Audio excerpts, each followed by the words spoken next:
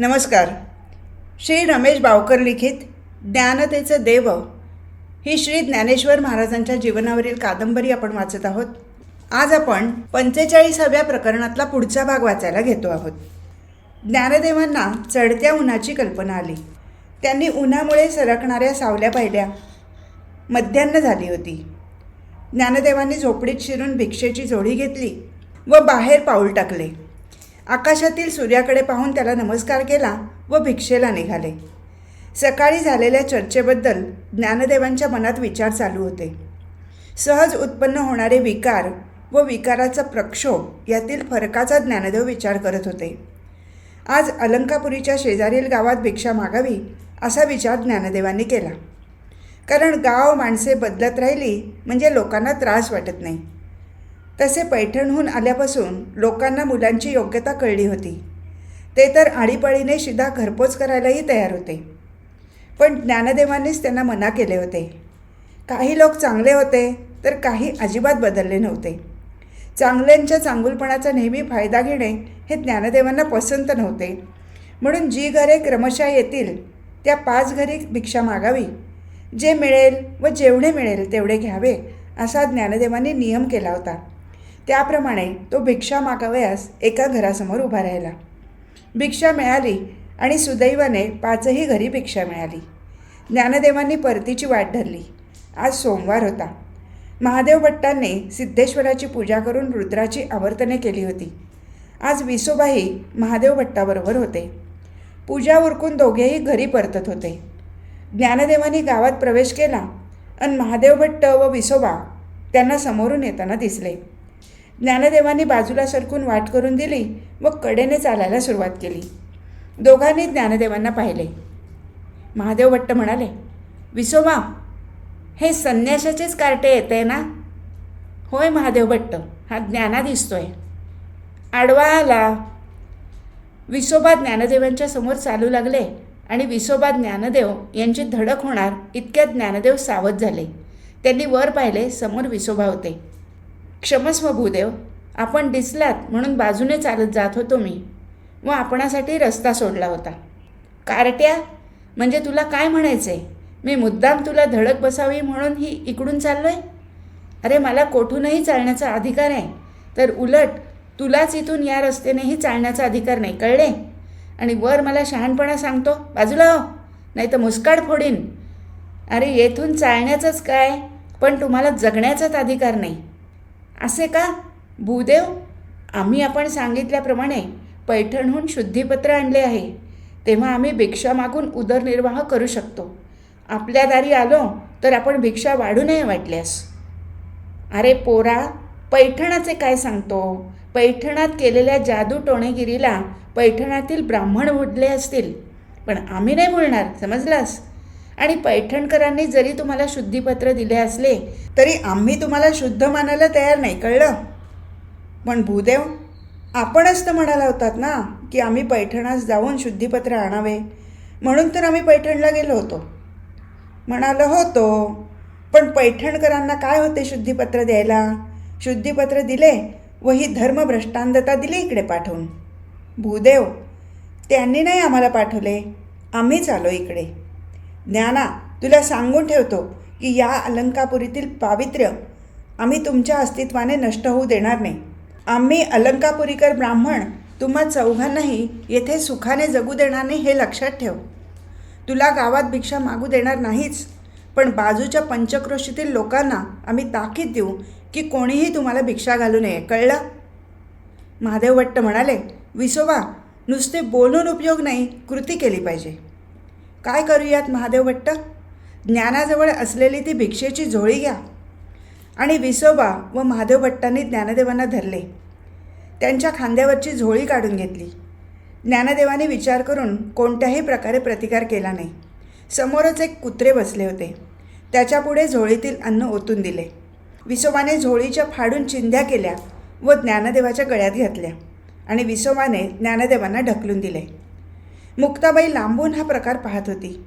ज्ञानदेवांना उशीर झाला असे वाटल्यावरून मुक्ता ज्ञानदेवांना पाहण्यासाठी उंबरठ्यावर उभी राहिली होती की जेथून गावातील रस्ता नजरेत येत होता. ज्ञानदेवाला धरून त्याची अवहेलना करीत असल्याचे मुक्ताच्या नजरेत आले. तिने डोळे मिटून घेतले, ओठ दाताखाली दाबले व एका पळातच पूर्ववत झाली. तिने प्रक्षुब्ध होणाऱ्या सर्व संवेदना संयमित केल्या. तिने समोर नजर टाकली तेव्हा ज्ञानदेव खाली मान घालून येत होता.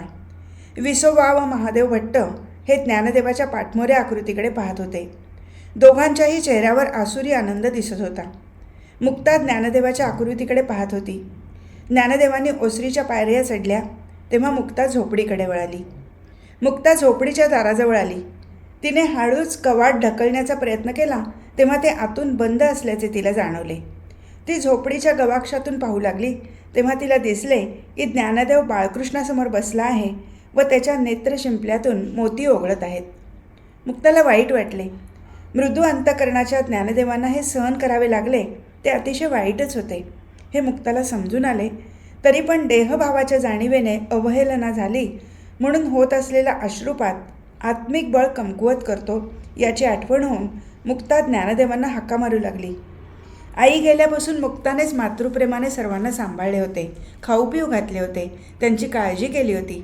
आत्ता आई असती तर तिनेही ज्ञानदेवांना असेच समजावले असते आणि मुक्ता ज्ञानदेवांना समजावू लागली. ज्ञानदा, अरे दार उघड, मी पाहिले तुला कोणी व कसा त्रास दिला तो. पण आपण काय करणार अशा अहंकाराने मत्त झालेल्या लोकांना?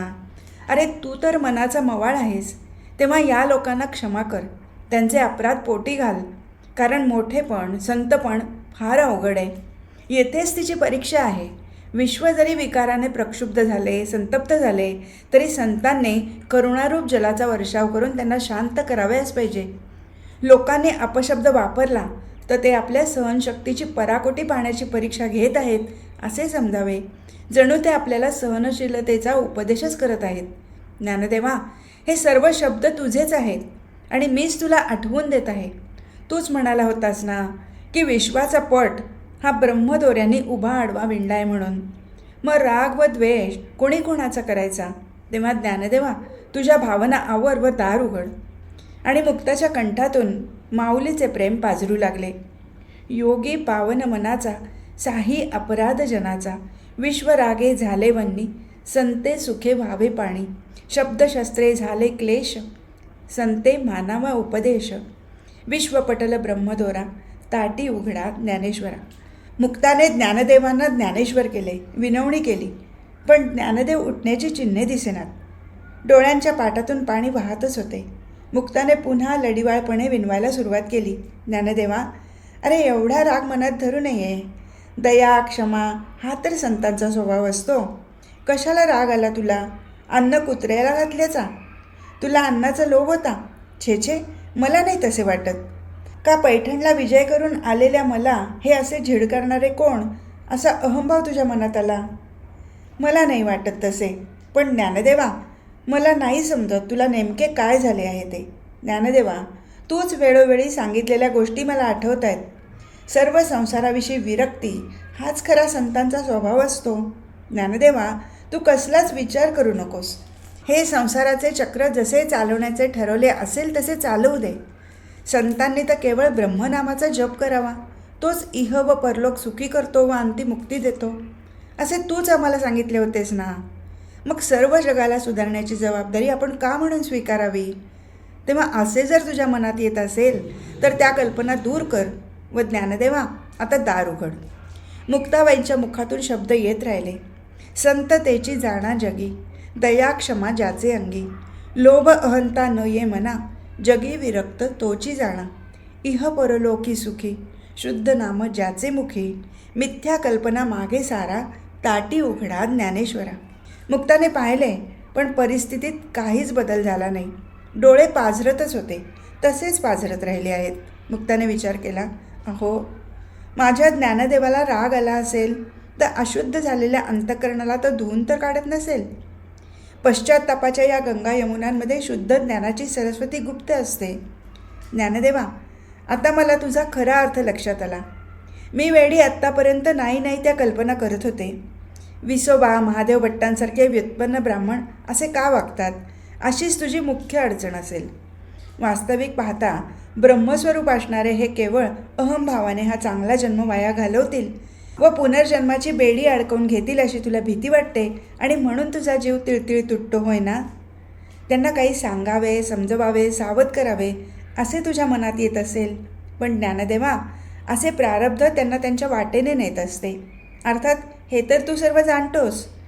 तेव्हा योग्य वेळ येईपर्यंत तू थांब व योग्य वेळी तू तुझे कार्य साधून घ्यावेस हेच उत्तम, होय ना? गंगा नदी जशी तिच्या तीरावर स्नान करणाऱ्यांना पवित्र करते, परंतु यात्रेकरूंनी निदान गंगेपर्यंत येण्याचे, तिच्यामध्ये बुडी मारण्याचे तरी कष्ट घ्यावयास पाहिजेत. ती काही लोकांच्या कळवळ्याने त्यांच्या घरोघरी जात नाही. म्हणून तुझे कार्य एवढेच. त्या गंगेप्रमाणे शुद्ध ज्ञानगंगा तुझ्या हृदयी आहे. जो जिज्ञासू असेल त्याला पावन करावे. याने काय होईल? तुझ्या मनात विक्षेपांचे, विकल्पांचे विकार प्रक्षोभ होणार नाहीत. अरे, दुसऱ्याच्या कल्याणाची तळमळ ही मुक्तीला अडथळा करते असे तूच म्हणाला होतास. म्हणून तुझी वृत्ती शुद्ध ठेवून तुझ्या मुक्तीचा मार्ग मोकळा ठेव व जेवढे जमेल तेवढे विश्वाचे कल्याण कर.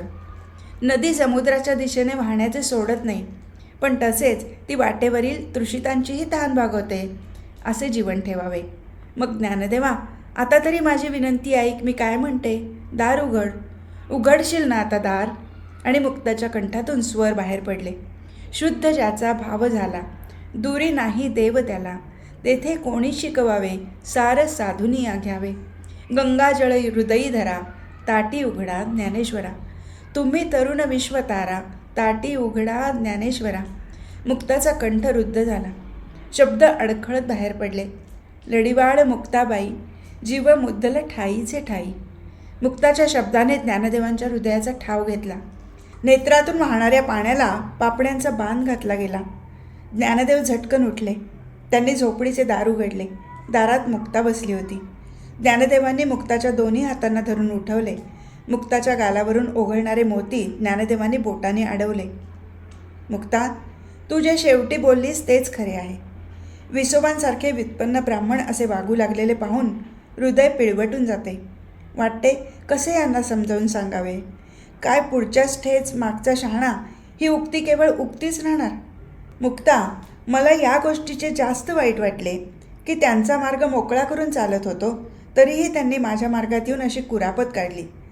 असे वागून ते का बरे पापाचे धनी होतात? असो मुक्ता, वाट पाहणे हेच आपले काम. नियती आपले कार्य योग्य वेळी घडवून आणीलच. मुक्ता ज्ञानदेवाकडे पाहून हसली. ज्ञानदेवांनी हसून तिला साथ दिली.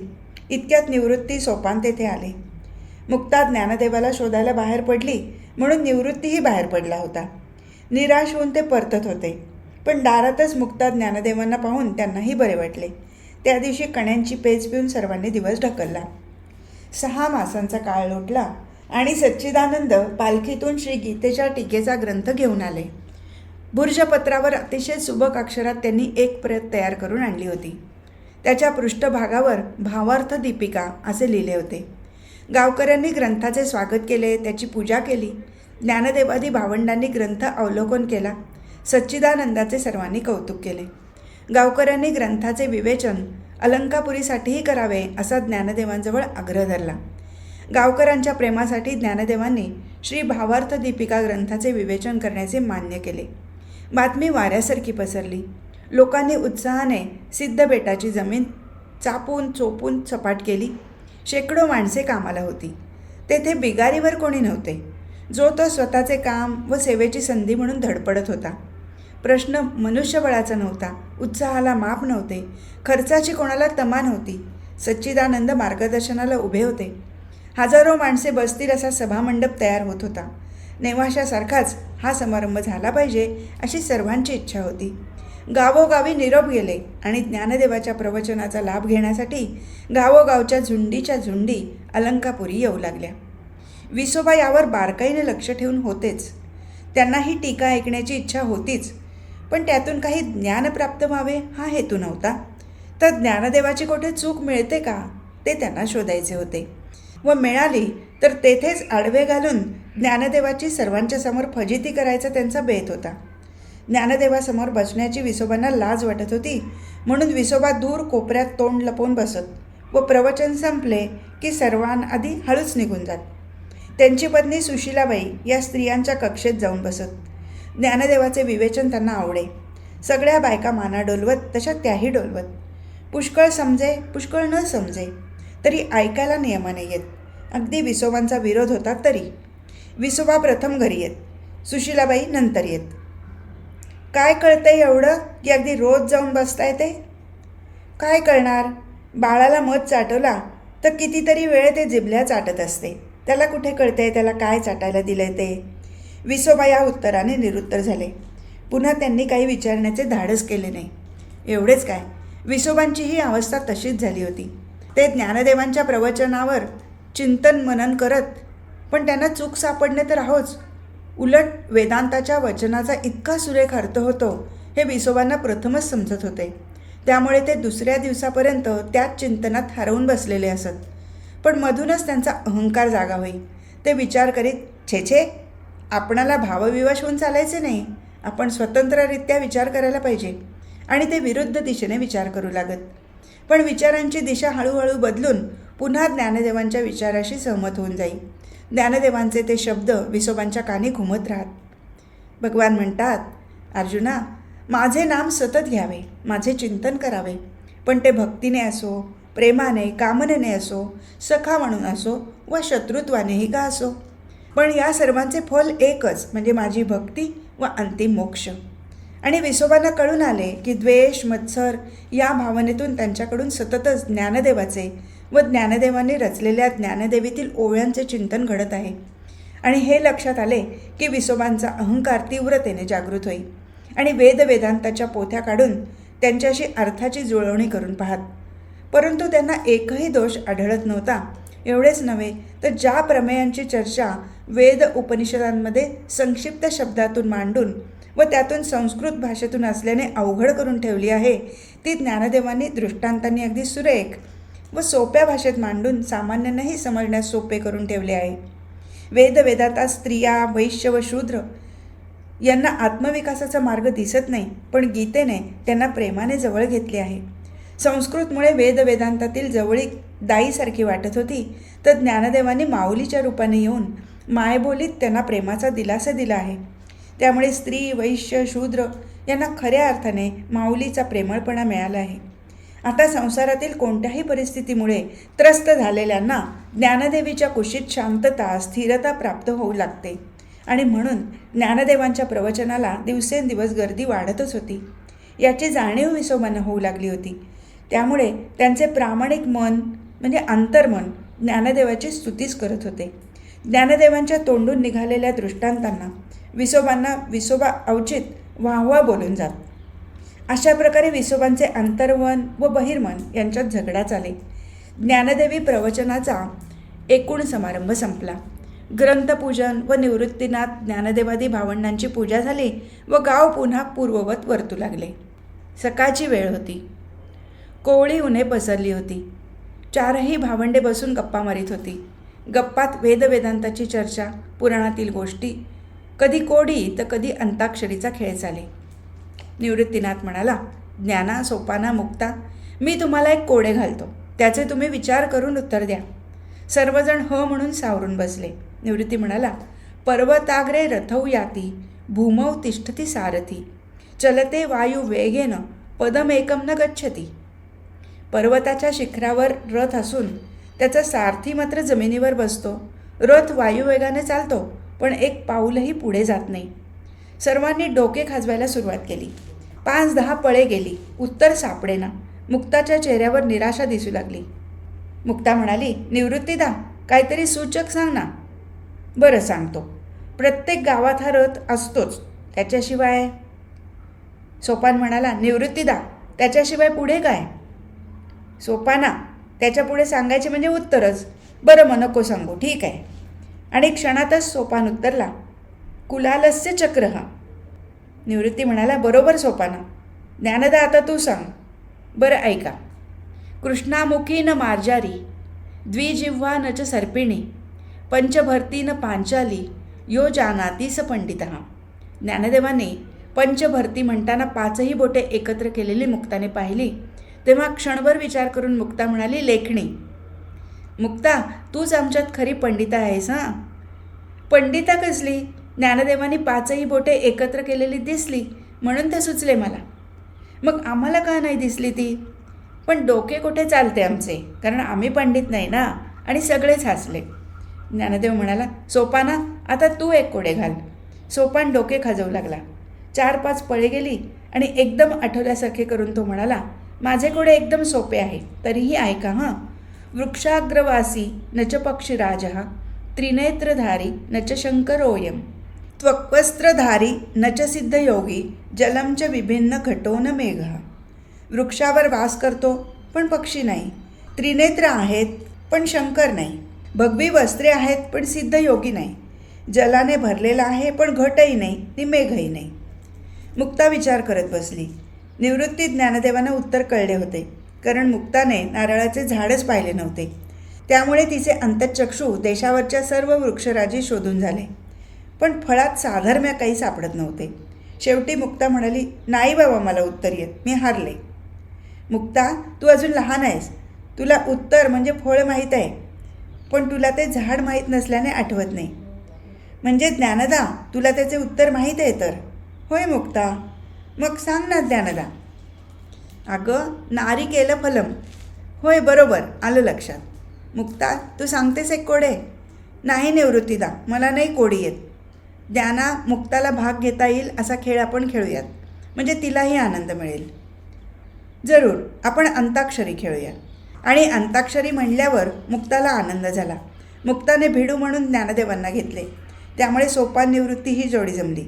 सर्वात लहान म्हणून मुक्ताला सुरुवात करायला सांगितली. मुक्ता म्हणाली, ये शृण्वन्ति पठन्ति च गीताशास्त्रमहर्निशं न ते मनुष्या ज्ञेया देवरूपान संशयः. ज्ञानदेव म्हणाला, वा मुक्ता, तू सुरुवात तर छान केलीस. हं, बोला, तुम्हाला शेवटी य आला आहे. निवृत्ती म्हणाला, मुक्ताने गीता महात्म्याबद्दल म्हटले आहे, मग आपण गीतेचा सादर का घेऊ नये, होय ना मुक्ता? मुक्ताने मान डोलवली. निवृत्तीने सोपानाकडे पाहिले. काय सोपाना, आठवतोय गीतेचा श्लोक? दादा, लहानाने सुरुवात केली, आता मोठ्याने उत्तर द्यावे. ठीक आहे. यया तु धर्म कामार्थान धृत्या धारयते अर्जुन प्रसंगेन फलाकांक्षी धृतीस सा पार्थ राजसी. हां, बोला, स आला तुम्हाला. आता मी सांगतो, ज्ञानदेव म्हणाला. मुक्ताला कशाला नेहमी नेहमी त्रास? ऐका. सर्वमंगल मांगल्ये शिवे सर्वार्थ साधिके शरण्ये त्र्यंबके गौरी नारायणी नमोस्तुते. काय तो आला आहे काय आम्हाला? तेषामहं समुद्धरता मृत्यू संसारसागरात भवामी नचिरात पार्थ मय्या वेशित चेतसाम. सोपानदा, 12व्या अध्यायातील या श्लोकाने भगवंतांनी अनेकांना तारले असेल, पण या मच्या श्लोकाने मला मात्र हरण्यापासून वाचवले खरे. मय्यावेश्य मनो ये माम नित्ययुक्ता उपासते श्रद्धया परयोपेतास ते मे युक्ततमामताः. मुक्ता, तुला वाचवण्याचे कारण तू सततच गोपाळकृष्णाशी तन मन लावून असतेस ना. पण मुक्ता, कोणते अक्षर आले आहे आम्हाला? सोपान त आला आहे, पण मी सांगेन त्याचे उत्तर. तत् क्षेत्रम यच्च यादृक्च यद्विकारी यतश्च यत् सचयो यत् प्रभावश्च तत्समासेन मे शृणु. ज्ञानदा, अण म्हणजे न घ्यायचा न रे. होय मुक्ता, न घ्यायचा, पण मी हे सांगेन. नाहम मनुष्यो न च देव यक्षो न ब्राह्मण क्षत्रिय वैश्य शूद्र न ब्रह्मचारी न गृही न वस्तो भिक्षुर्न चाहम निजबोधरूप. ज्ञाना, फारच सुरेख श्लोक आहे आणि तू तर त्याचा अगदी योग्य वेळी वापर केलास. प आला आहे काय आम्हाला? ठीक आहे. निवृत्तीदा, थांब, मी सांगतो पचा श्लोक. प्रकृतीं पुरुषांचैव विद्यनाधी उपावपी विकारांश्च गुणांश्चैव विद्धी प्रकृती संभवान. मुक्ता, सोपाना काय म्हणतोय ते ऐकलंस का? विकार व गुण हे प्रकृतीपासून उत्पन्न झालेले आहेत. तो प्रकृतीचा धर्म आहे.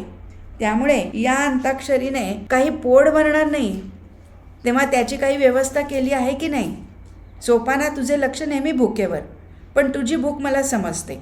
आणि मुक्ताला सकाळचा प्रसंग आठवला. मुक्ता चुलीला सारवण करत होती. ज्ञाना तिला मदत करत होता. सोपानाने लाकडाचे तुकडे आणून चुलीपुढे ठेवले. मुक्ताला कसलाचा विचार सुचला व तिच्या ओठावर हसू फुटले. निवृत्तीला दिसले मुक्ता हसते आहे. मुक्ता, हसायला काय झालं? मनात कसले मांडे खातेस? अशी एकटी खाऊ नकोस, आम्हालाही दे.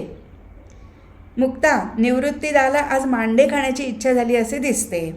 ज्ञानदेव म्हणाला, तर आज मांडेकर कसे ते येतात ना तुला, का फक्त मनातच मांडे खाता येतात? हे पहा, मनात काय म्हणून खरोखरीच करून घालीन की. आणि विशेष म्हणजे आज घरात सर्व सामान पण आहे. उशीर कशाला? मी आत्ताच त्याचे पीठ भिजवून ठेवते कशी, म्हणजे घटकाभरात चांगले भिजेल. असे म्हणून मुक्ताने मांड्याची तयारी सकाळीच करून ठेवली होती. सोपानाने भूक लागली म्हणून सांगितल्यावर साहजिकच मुक्ता उठली व मांड्यांच्या तयारीला लागली. मांड्यांसाठी परळ शोधू लागली. तेव्हा तिच्या लक्षात आले की घरात परळ नाही. तेव्हा मुक्ता म्हणाली, सोपानदा थोडा थांब मी कुंभारवाड्यातून परळ घेऊन येते. आणि मुक्ता झोपडीच्या बाहेर पडली. सूर्य वर चढत होता, त्यामुळे उन्हाची तिरीप चांगलीच चटका देत होती. म्हणून मुक्ताने डोक्यावरून एक फडके घेतले होते व ती पुढील 5-6 पावले रस्ता दिसेल अशा बेताने खाली लावून झपझप पावले टाकत चालली होती. विसोबा महादेव भट्टांच्या घरी गप्पा मारून घरी भोजनाला चालले होते. विसोबा ज्ञानदेवाच्या प्रवचनाला जातात हे महादेव भट्टांना कळले होते. त्यासंबंधी आज महादेव भट्टांची विसोबांबरोबर चर्चा झाली होती. महादेव भट्ट म्हणाले होते, विसोबा तुम्ही म्हणे त्या संन्याशाच्या पोराच्या प्रवचनाला जात असता. अहो, 1 मेंढरू गेले की त्यामागे 100 जातात, पण तुम्ही त्यात असाल असे आम्हाला वाटलं नव्हतं. विसोबांना कळून चुकले की महादेव भट्टांनी आपल्याला मेंढरू म्हटले आहे. तेव्हा आता ज्ञानदेवाची बाजू घेणे विसोबांना क्रमप्राप्तच झाले. महादेव भट्ट, दुर्दैव तुमचे की तुम्ही प्रवचनाला आला नाहीत. मी प्रथम काही दोष मिळतो का किंवा गीतेच्या अर्थाचा कुठे विपर्यास केला की काय हे पाहायला, व तसे आढळले तर त्या आमसभेत ज्ञानाची फटफजिती करण्यासाठी गेलो होतो. पण काय सांगू महादेव भट्ट, अहो एका शब्दाची चूक नाही. आणि गीतेचा अर्थ तर इतका अप्रतिम सांगितला आहे म्हणता की तुम्हालाही त्याच्याकडून अर्थ समजून घ्यावयास पाहिजे. महादेव भट्टांच्या कपाळाची शीर फुगली. तावातावाने ते म्हणाले, विसोबा काय बोलताय काय तुम्ही, आणि कुणापुढे? काल परवापर्यंत तर तुम्हीच या मुलांना चेटकी, भोंदू, ढोंगी म्हणत होतात ना. मग? महादेव भट्ट, म्हणत होतो, नाही कोण म्हणतो, पण जेव्हा मी प्रत्यक्ष अनुभव घेतला तेव्हा मला खरे काय ते कळून आले. माणसाने चूक लक्षात आल्यावर सुधारू नये की काय महादेव भट्ट? विसोबा, अहो शुद्धीवर या, तुमचे वय पहा, ज्ञान पहा, तुमची ख्याती पहा, आणि असे बरळता काय?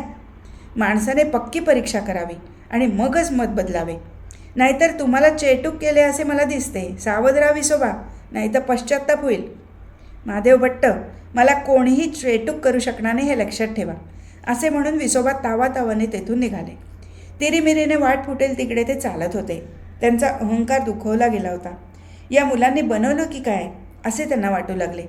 पण असं सहजासहजी बदलायचं नाही असा मनाशी निश्चय ते करत होते. तोच त्यांना समोरून येणारी मुक्ता दिसली. त्यांना एकदम बरं वाटलं. हीच वेळ आहे असा विचार करून ते रस्त्याच्या मध्यात मुक्ताच्या वाटेतच थांबले. खाली मान घालून पावले टाकणाऱ्या मुक्ताला समोर पावले थांबलेली दिसली. तिने थांबून हळूहळू मान वर करून विसोबांच्या चेहऱ्याकडे पाहिले. हा गृहस्थ आपल्या वाटेत का उभा आहे हे मुक्ताला समजेना. ती बाजूने जाऊ लागली तसे विसोबा सरकून तिच्या वाटेत उभे राहिले. मुक्ता विसोबांच्या चेहऱ्याकडे पाहत थांबली. काय ग, तुझंच नाव मुक्ता ना? मुक्ता निरागसपणे हसत म्हणाली, होय मीच मुक्ता. पण आपण मला अडवता का? तुझे नाव मुक्ता असले तरी माझ्या हातून तुला सहज जाता येणार नाही. सांग कुठे चाललीस ते? मुक्ता जरा भेदरलेल्या चेहऱ्याने पाहत होती. अहो, निवृत्ती दादाला मांडे खाण्याची इच्छा झाली. पीठ तयार केले पण परळच नाही, म्हणून परळ आणायला कुंभारवाड्यात चालली आहे मी. काय म्हणालीस? निवृत्तीला मांडे खाण्याची इच्छा झाली आहे? संन्याशाच्या पोरांना मांडे खाण्याची इच्छा झाली म्हणे, आणि म्हणे हे योगी. चल परत जा, परळ वगैरे काही मिळणार नाही. पण मी तुम्हाला नाही मागत, मी माझ्या गौरीताईकडून घेऊन येणार आहे. असे म्हणून मुक्ताने झटकन हुलकावणी दिली व पळतच सुटली. आता मात्र विसोबांच्या रागाचा पारा आणखीनच चढला. तेही इरेला पेटले. एवढीशी पोर हुलकावणी देते म्हणजे काय? तेही मुक्ताच्या मागे पळत सुटले. लोंबणारा धोत्राचा सोगा घाईघाईने एका हातात धरला व ते पळू लागले. बुरड आळीतून चालताना त्यांचं लक्ष एका जाड बांबूच्या काठीवर गेले. त्यांनी ती काठी झटकन उचलली व पुन्हा पळत सुटले. मुक्ता पुढे व विसोबा मागे. असा हा पडापडीचा खेळ रस्त्यातील लोक पाहत होते. काही हसत होते तर काही आश्चर्याने पाहत होते. मुक्ताने गौरीच्या घरात प्रवेश केला. गौरी चुलीपुढे बसली होती. मुक्ता एकदम तिच्याजवळ गेली व तिच्या पाठीशी उभी राहिली. पळाल्यामुळे मुक्ता दमली होती. श्वास जोरात चालला होता. धर्मबिंदू कपाळावर जमा झाले होते. गौरीने मुक्ताला जवळ घेतले व म्हणाली, पळत कामून आलीस ग मुक्ताबाय? वाघ मागं लागला होय तुझ्या? मुक्ताने मानेनेच होय म्हटले व दाराकडे बोट दाखवले. गौरीने दाराकडे पाहिले आणि तिला विसोबा दारात उभे असलेले दिसले. काय व विसोबा, काय केलं पोरीनं तुम्हाला म्हणून तुम्ही मागं लागला तिच्या? गौरी, मुक्ताला परळ पाहिजे, ते द्यायचे नाही. मुक्ता, तुला परळ पाहिजे होय? गौरीताई, निवृत्ती झाला की नाही मांडे खाण्याची इच्छा झाली ना, म्हणून परळ पाहिजे. घरातील परळ फुटले होते मागेच. एवढंच होय? अगं मग देते की परळ तुला, चल. आणि गौरीने बाहेर येऊन एक परळ उचलला. तोच विसोबाने त्यावर काठी मारून परळ फोडला. काय हो, परळ का नाही द्यायचं म्हणा? तुम्हाला का दिडकी मोजायला लागली? गौरी, तुझी जेब सैल सुटत चालली आहे. मी एकदा सांगितलं ना की परळ द्यायचा नाही म्हणून. द्यायचं नाही, बस. विसोबा, परळ माझी आहे ती, मी ते देणार. एक फुटला तर फुटू दे, मग तर हा घे दुसरा. असे गौरी दुसरा परळ उचलू लागली. तोच विसोबाने तोही परळ फोडला आणि तिच्या समोरील सर्व परळ फोडून टाकले. विसोबा, अव काय केलं हे? अव इतका राग बरा नवं. त्या बापड्या पोरांनी तुमचं काय घोडं मारलं आहे? लई गुणी पोरं आहे ती. मुक्ता, चल बाई. अगं हा कुंभारवाडा आहे, इथं परळाला काय कमी? आणि गौरीने शेजारणीकडे परळाची मागणी केली. शेजारीण परळ द्यायला निघाली, तोच विसोबाने तेथील सर्व परळ फोडून टाकले. आता गौरी इरेस पेटली. ती प्रत्येक कुंभाराकडे जाऊन मागे तेथे विसोबा जात व परळ फोडून टाकेल. शेवटी कुंभारवाड्यातील सर्व परळ फुटले आणि मग मात्र गौरीला रडू कोसळले.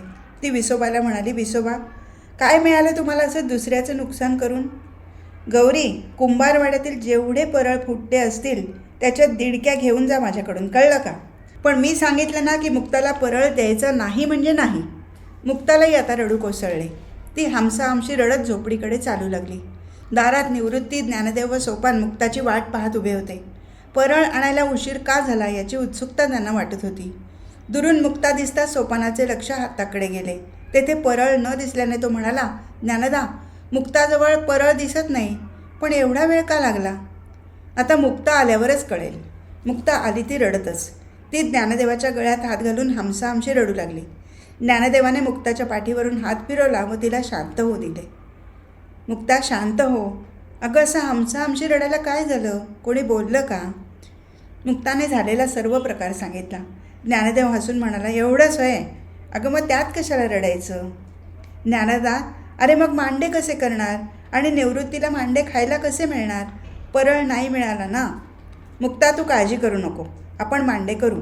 परळ तयार आहे. कोठे आहे? आणि मग मला दिसले कसे नाही? आणि ज्ञानदेवांनी निवृत्तीनाथाकडे पाहिले. निवृत्तीने ज्ञानदेवांना मानेनेच खूण केली. निवृत्ती म्हणाले, मुक्ता, हे पहा परळ. आणि त्यांनी ज्ञानदेवाच्या पाठीवरून हात फिरवला. मुक्ता, तू मांडे तयार कर, तोपर्यंत परळ तापून तयार होईल. इकडे विसोबांनी सर्व परळ फोडले. मुक्ता रडत चाललेली त्यांनी पाहिली तेव्हा त्यांना समाधान झाले. ते मनात म्हणाले, मांडे खात्यात लेकाचे, संन्याशाच्या पोरांना कशाला पाहिजे ते जिभेचे चोचले? असे म्हणून त्यांनी काठी बाजूला टाकून दिली व हात झटकले. घरी जाऊन जेवावे असा विचार त्यांच्या मनात डोकावून गेला. वामकुक्षीची स्वप्न त्यांच्या डोळ्यासमोरून सरकू लागली आणि त्यांची पावले घराकडे वळली. पण इतक्यात त्यांच्या मनात विचार आला, हे काम असे अर्धवट सोडून चालायचे नाही. त्यांनी दुसऱ्या कोठून परळ आणले तर मग आपल्या मेहनतीचा उपयोग काय? तेव्हा आपण ती मुले काय करतात ते पाहू. विचार पक्का होताच विसोबांची पावले सिद्ध बेटाकडे वळली. झपझप पावले टाकीत दबकत दबकत ते झोपडीजवळ आले. त्यांनी दुरूनच पाहिले की चौघेही घरातच आहेत. त्यांनी झोपडीजवळ जाऊन झोपडीच्या गवाक्षातून पाहिले तर त्यांना दिसले की ज्ञानदेव ओणवे झाले असून त्यांच्या तोंडातून अग्निज्वाळा बाहेर पडत आहेत. ज्ञानदेवांची पाठ लाल झालेली आहे. मुक्ता मांडे करते आहे व सोपान मांडे भाजतो आहे. पहिला गरम मांडा तयार होताच मुक्ता म्हणाली, निवृत्तीदा, तू खायला बस मांडा. मांडे गरम गरमच चांगले लागतात. सोपानाने लालसर झालेला गरम मांडा निवृत्तीनाथाच्या पानात वाढला. निवृत्तीने मांडा खायला सुरुवात केली. विसोबा हा प्रकार आ वासून पाहत होते. ज्ञानदेवाच्या मुखातून ज्वाळा बाहेर पडतायत. पाठ लाल झाली आहे. मुक्ता मांडे करत आहे तर सोपान मांडे भाजत आहे. निवृत्ती मांडे खातो आहे. विसोबांनी स्वतःला सावरले. जागृतीतच ते आपल्याला प्रत्ययाला येत आहे ना याची खात्री करून घेतली आणि त्यांना राहावे ना. ते झटकन पुढे झाले. त्यांनी झटकन झोपडीचे दार ढकलले. चपळाईने आत आले आणि निवृत्तीच्या पानातील ते मांड्याचे तुकडे वेचून खाऊ लागले. विसोबांच्या अचानक येण्याने व अशा पद्धतीने वागण्याने ज्ञानदेवाच्या मुखातून एकदम खेचर खेचर असे शब्द बाहेर पडले. विसोबांनी निवृत्ती ज्ञानादी सर्व चारही भावंडांचे पाय धरले. क्षमा करा ज्ञानदेवा, क्षमा करा. मी तुम्हा सर्वांचाच महान अपराधी आहे. आपण मला क्षमा केल्याशिवाय मी हे पाय सोडणार नाही. ज्ञानदेवाने विसोबांना हाती धरून उठवले. आपण विद्वान ब्राह्मण, ज्ञानवृद्ध, तपोवृद्ध, पण असे आमचे पाय धरायचे नाहीत. आम्ही लहान आहोत. ज्ञानदेवा, आपण मला आता लाजवू नका. माझे ज्ञान व वय याला काहीच अर्थ नाही याची मला जाणीव झाली आहे. अहंकाराचा कणा पार मोडून गेला आहे. मी आपणापुढे अगदी दीनलीन आहे. मला दूर लोटू नका. आपल्या सेवेची संधी द्या, एवढीच मागणे आहे. ज्ञानदेवांनी निवृत्तीनाथांकडे पाहिले. निवृत्तीनाथांनी डोळ्याच्या खुडेने मान्यता दिली. ज्ञानदेवांनी विसोबांना सांगितले, विसोबा उठा. आपणास योग्य वेळ येताच उपदेश केला जाईल. तोपर्यंत रोज इकडे येत जा व भावार्थ दीपिकेचे वाचन करा. विसोबांना अत्यानंद झाला. विसोबांनी पुढे अमृतानुभवाच्या ग्रंथाचे विवेचन ऐकले. विसोबांना उपदेश झाला, ज्ञान प्राप्त झाले व त्यांना विसोबा खेचर हे नाव देऊन औंढा नागनाथाला पाठवले. आज इथेच थांबू. हरिओम तत्सत.